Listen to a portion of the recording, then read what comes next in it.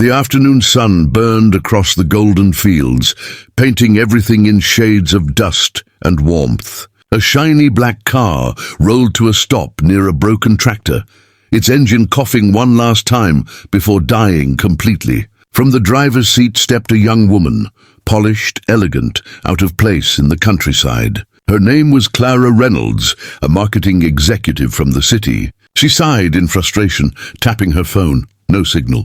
Her heels sank into the soft earth, her designer handbag catching bits of hay. The air smelled of soil, sunlight, and something she'd long forgotten: peace. A few yards away, a man in worn jeans and a sun-faded shirt knelt beside a rusty tractor. His hands were darkened with grease, his hair tousled by wind. He noticed the car and smiled faintly. Wiping his hands on a rag, he walked toward her. "Need some help, miss?" he asked kindly. Clara turned, surprised. "My car just died. I think it overheated." He nodded, peering under the hood. "You're far from the city," he said with a soft chuckle. "Seems like your car doesn't like country life either." His voice carried calmness, the kind that came from years of simple living. As he worked on her car, she found herself watching his hands. They were strong yet careful, each motion steady and sure. The city men she knew were polished and confident, but none had this quiet assurance. "I'm Ethan," he said, not looking up. "I work around here." She smiled awkwardly, brushing dust from her skirt. "Clara, marketing executive." The title sounded hollow in the open air. He didn't seem impressed or intimidated. To him, she was just another person stranded by a machine. Not a client, not a CEO, just someone who needed help. It felt strangely comforting. Minutes turned to an hour as they worked side by side, or rather she watched while pretending to help. When she offered to hold a wrench, she nearly dropped it, earning a quiet laugh from him. "City hands," he teased gently, "not made for this kind of work." "You'd be surprised," she replied with a smirk. "I manage a team of 30. "Then I'd say you fix bigger messes than this," he said, tightening a bolt. For the first time that day, Clara laughed, a genuine sound that startled her as much as it softened the moment. When the car finally started again, Clara clapped lightly. "You're amazing," she said. Ethan shrugged. "Just experience. Machines talk to you if you listen." His easy humility made her curious. "You must work for the landowner here," she said. "He's lucky to have someone so skilled." Ethan paused, looking over the wide stretch of fields shimmering in the sunlight. "Yeah," he said softly, "I guess I am lucky." His tone held a secret she didn't catch. He waved as she climbed back into her car, her hand brushing against his. Rough skin against softness, a spark neither expected. But as she turned the key, the car sputtered again and died. She groaned. Ethan tried not to smile. "Seems she wants to stay a little longer." With a sigh of defeat, Clara stepped out. "Guess I owe you a coffee at least." "There's a diner a mile down the road," he said. "I could give you a lift on the tractor." Her eyes widened. "On that thing?" He laughed. "It's not much, but it runs." She hesitated only a moment before climbing up. As the engine growled and the field wind whipped through her hair, she began to smile. The diner was small but warm, its walls lined with photos of local harvests. The waitress greeted Ethan by name, serving him pie without asking. Clara sat across from him, watching how everyone knew him, the kind of respect that couldn't be bought. "You're like a celebrity here," she said playfully. He shrugged. "Small town. Everyone helps everyone. Must be nice," she said quietly. "In the city, people barely look at you." Ethan's eyes softened. "That's because they're all looking ahead. Out here we look around." His words sank into her like sunlight through glass, simple, honest and true. When they left, the horizon was painted with gold and violet. Clara glanced around at the endless fields. "Your boss must have a view like this every day," she said. Ethan smiled faintly, his eyes tracing the land like a memory. "Yeah," he murmured. "He never gets tired of it." As they reached the tractor, she turned toward him. "You talk about your boss a lot. Must be a good man." Ethan looked at her for a long second, then laughed softly. "He's decent enough." He left it at that, climbing back into the tractor with quiet amusement. By the time they returned, the sun had dipped low and the sky glowed orange. Clara looked at the fields once more, endless rows of crops swaying in rhythm with the breeze. "This place feels alive," she said. "Like it breathes," Ethan nodded. "Land remembers who cares for it." There was pride in his voice, not arrogance, something deeper. As they stood there, she realized his clothes might be dusty, his home modest, but he carried himself like someone who owned more than money could buy: peace, purpose, belonging. Qualities she'd spent her life chasing in boardrooms. When she thanked him again, Ethan reached into his pocket and handed her a folded business card.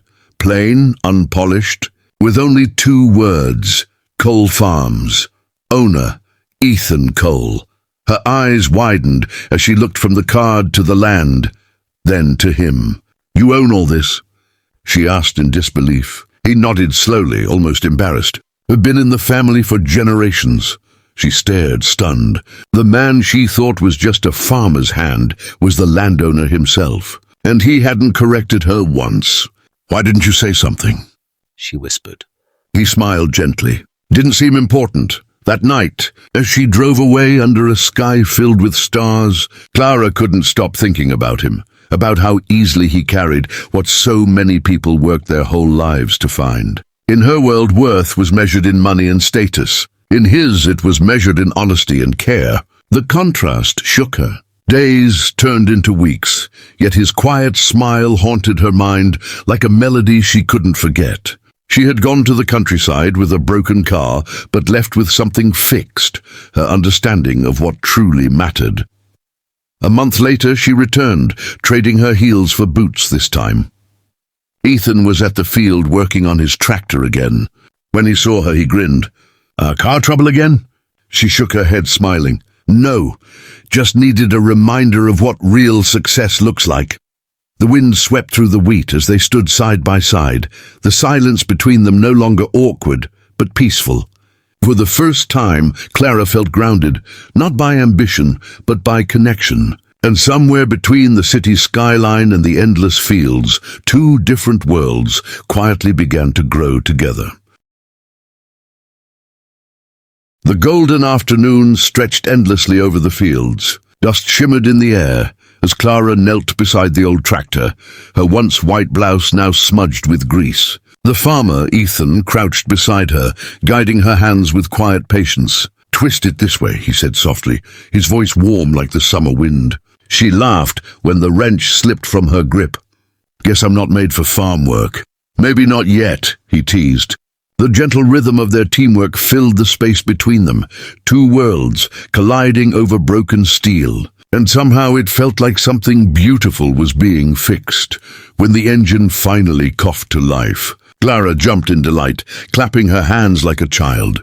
"You did it," she said. Ethan shook his head with a grin. "We did it." The tractor hummed steadily, its deep rumble echoing across the open fields. Clara looked at her dirty hands, her ruined manicure, and laughed, a full, unguarded laugh she hadn't felt in years. For a woman who measured time in meetings and profits, this moment, standing barefoot in dirt, covered in oil, felt purer than anything the city had ever offered her. The sun dipped lower, coating the land in honey-colored light. Ethan turned toward her, wiping sweat from his brow. "You're really good at this," she said, half teasing. "You should get a raise. Your boss must love having you around." Ethan's smile deepened, but there was something behind it, something secret, steady. "My boss?" he repeated quietly. "I don't have one." She frowned. "What do you mean?" He didn't answer right away, only glanced out across the endless rows of wheat, glowing like gold coins under the setting sun. "I own all this," he said finally, his voice soft but firm. Clara froze. For a heartbeat she thought he was joking, but as she followed his gaze across the vast land, the tractors, the barns, the waving fields, the truth settled like a stone in her chest. "You," she whispered. Ethan nodded almost shyly. "My grandfather built this place. My father expanded it. I'm just keeping it alive." He said it so simply, as if owning hundreds of acres meant nothing. Yet in that moment, she saw how deeply it meant everything. The wind stirred between them, carrying the scent of wheat and sun-baked earth. Clara felt suddenly small, not in the way city life made her feel insignificant, but in a way that humbled her. "You could have told me earlier," she said softly. "You let me think you were just a farmhand." Ethan shrugged, a small smile touching his lips. "Would it have changed how you talked to me?" She opened her mouth, then stopped. The answer lodged in her throat. Maybe it would have. Maybe it shouldn't have. He had shown her something money couldn't buy: authenticity. As they stood there, silence stretched comfortably between them. The tractor idled nearby, humming like a living creature. Clara looked at her car, the one he'd fixed earlier, shining darkly in the field's edge. "You helped me twice today," she said. "First my car, then this." "Machines are easy," Ethan said. "People are harder." His gaze met hers, steady and kind. "You just have to give them time." His words hung in the air, like the last notes of a song. She wasn't used to men who spoke softly yet carried weight in every sentence. Evening crept in. The sky turned amber, fading into violet. Clara found herself wishing the moment wouldn't end. She leaned against the tractor, watching the horizon burn in color. "You really love this place, don't you?" she asked. Ethan smiled. "It's more than love. It's life. Every season tells a story. When you plant, when you lose, when you wait. This land teaches you patience," Clara sighed. "I've spent years chasing deadlines. Maybe I forgot how to wait." He looked at her, not with judgment, but understanding. "Then maybe you came to the right place to remember." They sat on the tractor's step, talking about everything and nothing. She told him about her world of skyscrapers and digital screens.